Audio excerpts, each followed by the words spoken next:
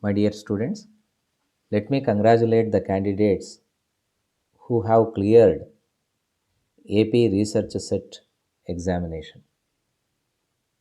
Now you have been called for an interview where you have to submit a research proposal.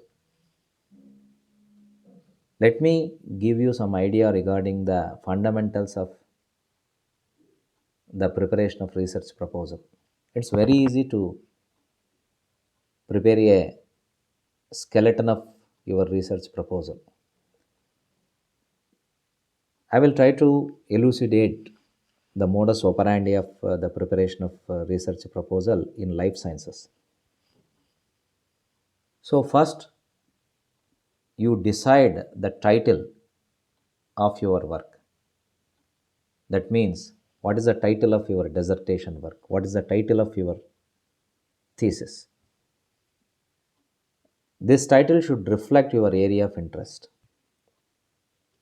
For example, you may go for one title like Therapeutics and the Diagnosis of Alcohol Toxicity in Selected Animal Models. You can work in the area of toxicology or taxonomy or physiology or biochemistry, like that. You can work in the field of therapeutics, or you can also work in the field of clinical sciences. So, like that, you have to decide the title first. After deciding the title, you should be clear regarding the animal model on which you are going to work. You may select an animal model, or you may also work with microbes, or you may also work with simulated models, of course. So, you have to select the animal model.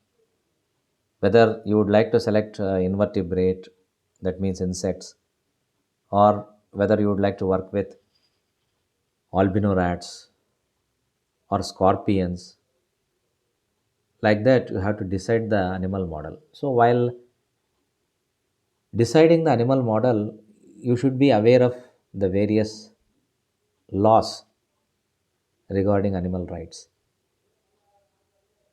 And nowadays, it's not easy to maintain a colony.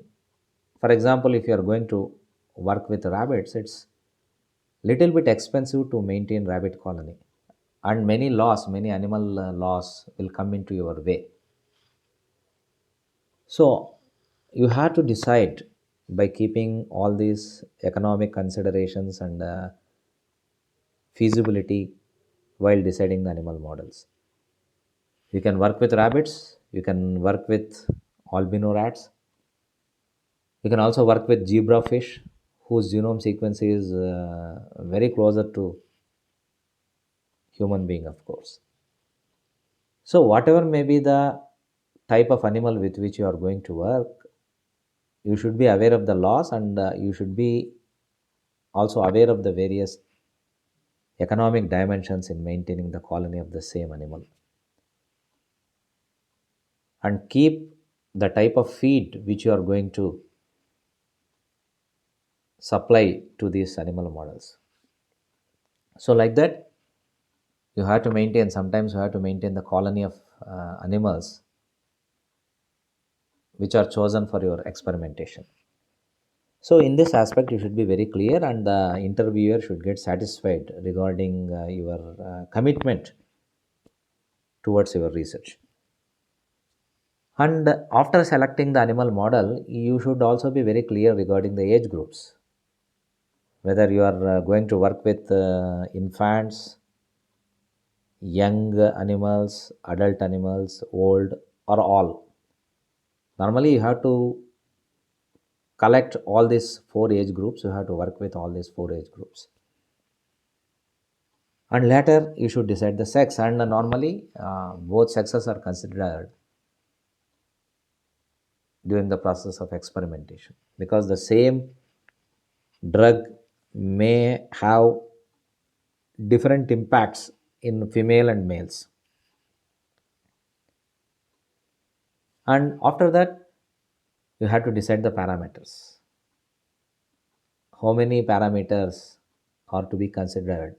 That should be very basis of your experimentation. Whether you are going to work with animal behavior parameters or biochemical parameters, physiological parameters, taxonomical parameters, ecological parameters, like that. Or else you can consider all the parameters belonging to different areas. And the tissues with which you are going to work, this is also very crucial. Sometimes it's very difficult to isolate certain tissues. For example, if you want to isolate specifically the hippocampal lobe of the brain of rat, it's a little bit difficult. So like that, depending on your skill, talent, interest, and psyche, you have to mention the tissues. So try to be very clear in mentioning the tissues.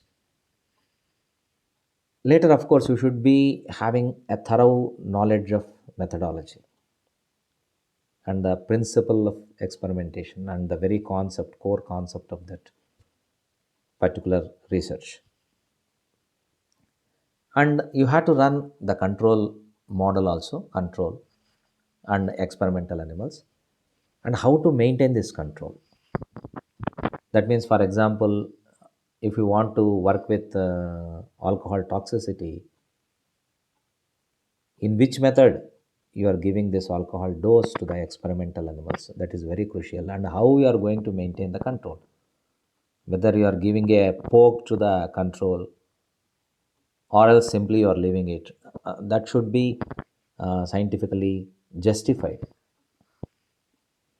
And if you are going to work in the field of diagnosis and therapeutics, and if you want to evaluate the effect of a particular drug in a particular animal, sometimes there is a need to induce a particular disease. For example, if you want to work with diabetic models, you have to induce diabetes in the rat or rabbit, like that.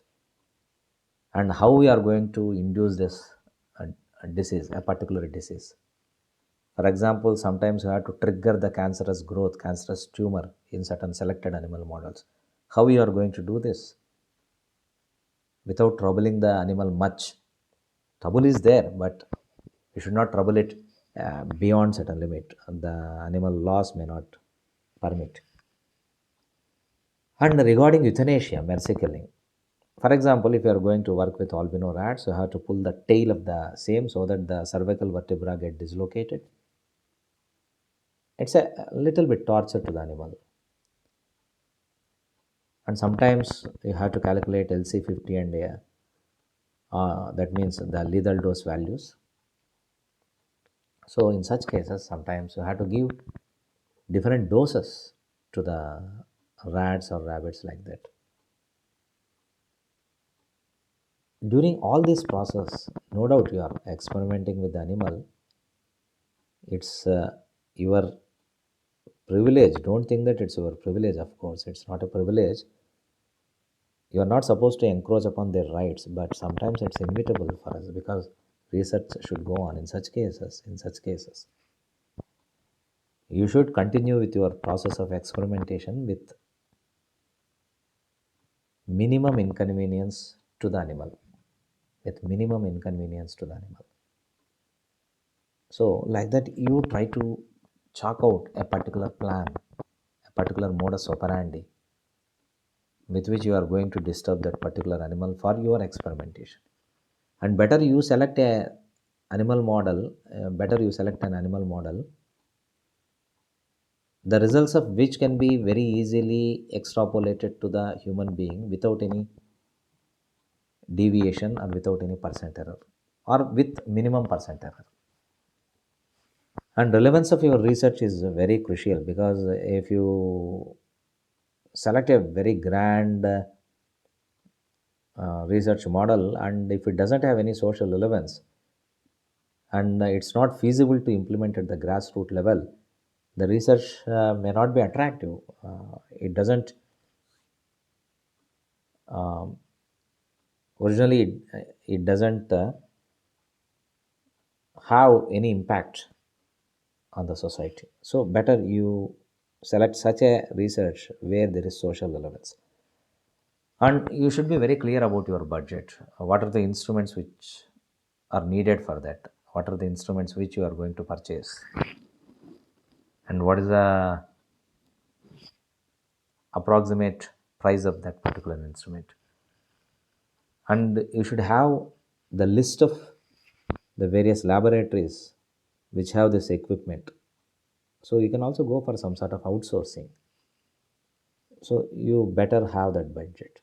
So whenever you prepare a research proposal, you try to have all these factors into consideration. One is title, animal model, age groups, sex, parameters, tissues, methodology, and how to run the control and experimental models, and how to induce a disease if you are working with a disease model, euthanasia, and the relevance of the research to the society, and ultimate, that is budget.